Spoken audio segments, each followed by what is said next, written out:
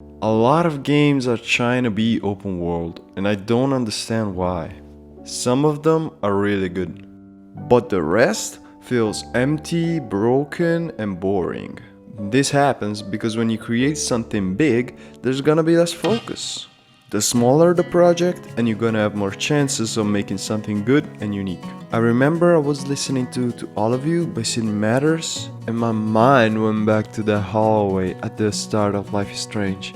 Not only that, the characters, the story, I could remember all of it. I felt like I was back at Arcadia Bay again, and I was sitting there asking myself how something like this happens. To all of you American girls, it's sad to imagine a world. And it's not only that song. Crisis, Obstacles, The Sense of Me, they're all carefully picked. The main character just found out that she could wind time. And for the entirety of the story, she's asking herself whether or not this power is a good thing. She's scared. And these songs mirror those feelings of insecurity and fear. They also help you to get more invested in the character. But why does it matter? It matters a great deal. This makes the difference between something you liked and something you loved. How you make this difference is by making something memorable and unique. Listen up, devs.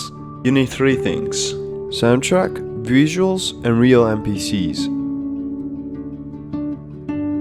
We already covered some music, but I can give you another example. At a certain point of the game, you discover that the missing girl you've been looking for has been dead all along. This conclusion comes right after discovering some disturbing photos of her in a bunker, locked with a code, in the middle of nowhere. Pretty fucked up if you ask me. So you go to the school party to catch the one who did this, and as soon as you enter, this starts. I love this song.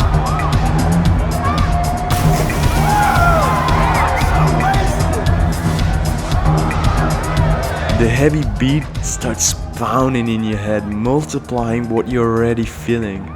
All the disgust, the fear, the anger, the shock makes this song perfect for this moment. The contrast between the people having a good time and your feelings make you feel isolated. And by the way, this is a total contrast to what the game was until now. Orange sunshine, calm shore, trees everywhere. Thus the visuals. The simplistic tone, the warm colors, the wind pushing the trees, representing innocence and peace. As you progress, the color gets darker, gloomy, almost to recall the chaos and despair.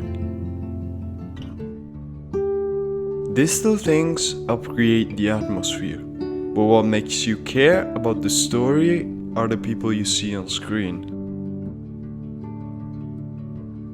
Every character is set out to be memorable. Talk to them and you'll have a pretty good idea of who's who.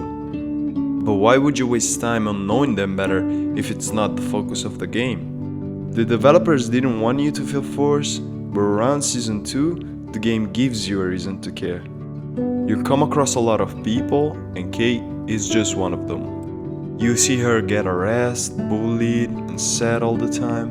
And while you're not forced to care, the game presents you with that choice.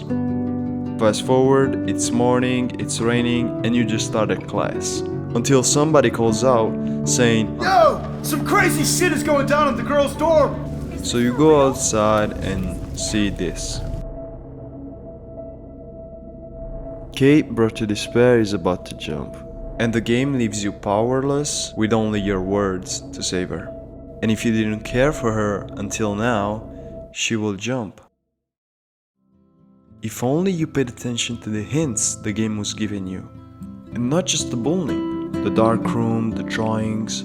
She was actually an outgoing person. When her video was on the internet, her family, instead of helping, just judged her. What the fuck? To know these things, you'll have to look at her stuff. It's a weird thing to do, right? Going in somebody's room, just peeping around.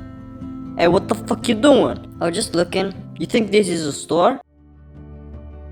I love how even the game says that you're nosy. The game wants you to dig deeper. And when you do, you'll realize that the people around you are not just bad or good, but rather human beings making mistakes. It is said that to be human is to be flawed. That's why these people feel real.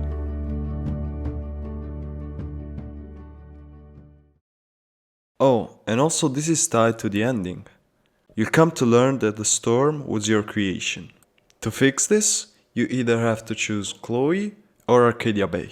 There is this moment in the game that I just love. Everybody stuck in time, looking at you, saying, "How can you kill us all? Are you really gonna let all these people die?" And the only answer is, of course.